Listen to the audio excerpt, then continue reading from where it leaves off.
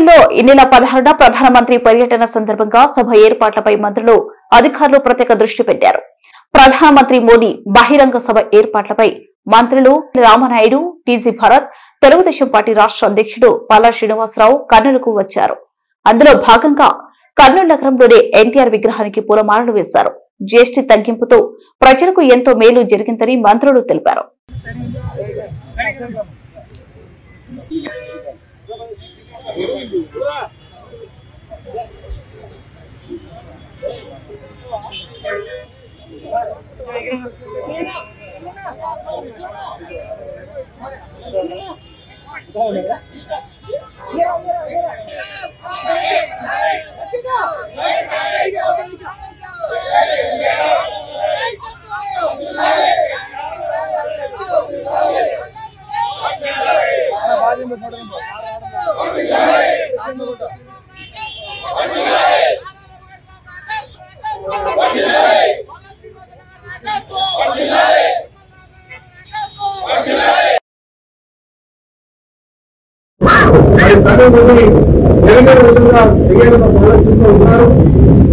ఇప్పటికే మేము మరి పక్కనే ఉన్నటువంటి ఉమ్మడి కడప జిల్లాలో భారీగా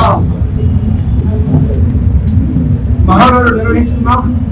అలాగే కిందటి నెలలోనే ఉమ్మడి అనంతపూర్ జిల్లాలో సూపర్ 6 సూపర్ 8 అని చెప్పి పెద్ద బహిరంగ సభ ఏర్పాటు చేస్తున్నాం. మరి ఈ రోజు మరి కర్నూలులో ఏర్పాటు చేసుకోబోతున్నాం. కనుక మరొకమారు మీ ద్వారా ఉమ్మడి కర్నూలు జిల్లా వాసులందరికీ కూడా ఈ సభకు వచ్చి సభ ఉద్యోగం చేయాలని చెప్పి కోరుతున్నాం.